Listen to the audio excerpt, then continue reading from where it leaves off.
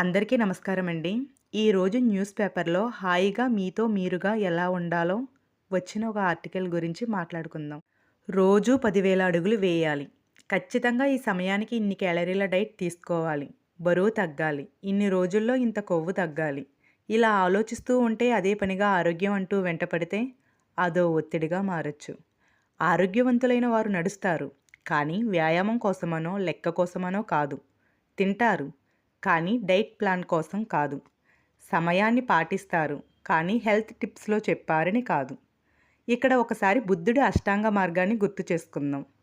సరైన దృక్పథంతో, సరైన సంకల్పంతో, సరైన క్రియతో, సరైన ప్రయత్నంతో, సరైన బుద్ధితో మన ఆయుష్ కోసం, ఆరోగ్యం కోసం చేసే యజ్ఞంలా, మన కోసం మనం చేసుకునే ఉత్సవంలా చేస్తే చక్కటి ఫలితాలు సొంతమవుతాయి.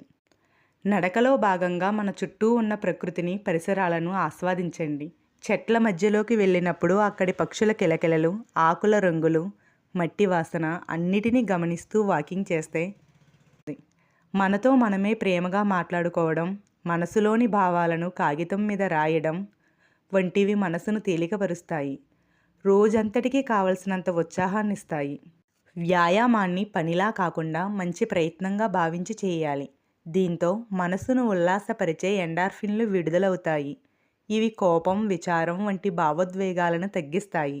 ఆటలు ఆడొచ్చు, తోట పని చేయొచ్చు, ధ్యానం, యోగా, ప్రాణాయామం ఇలాంటివన్నీ చేయొచ్చు. కానీ మిషన్స్లా కాకుండా మనుషుల్లా చేయాలి. ఇష్టమైన పనులు చేస్తుంటే మానసిక ఆరోగ్యం మెరుగవుతుంది. హాబీలు ఉన్నవాళ్ళు తక్కువ ఒత్తిడికి గురవుతారు. అందుకు కొత్త ఉత్తేజం వస్తుంది.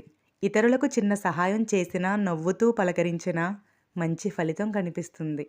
కుటుంబ సభ్యులు, బంధువులు, మిత్రులతో మంచి సంబంధాలు ఏర్పరచుకోవాలి. విపత్కర పరిస్థితుల్లో ఆత్మీయులు తోడుంటే ఆ భరోసాయే వేరు. నిస్పృహులకు సూర్యరశ్మి మంచి విరుగుడు. కళ్ళకు ఎండ వెలుగు తాకినప్పుడు మెదడులో సెరటోనిన్ హార్మోన్ విడుదలవుతుంది. ఫలితంగా ఆనందం, సంతోషం కలుగజేసే ఎండార్ఫిన్ల స్థాయిలు పెరుగుతాయి. మనసు ఉల్లాసభరితమవుతుంది.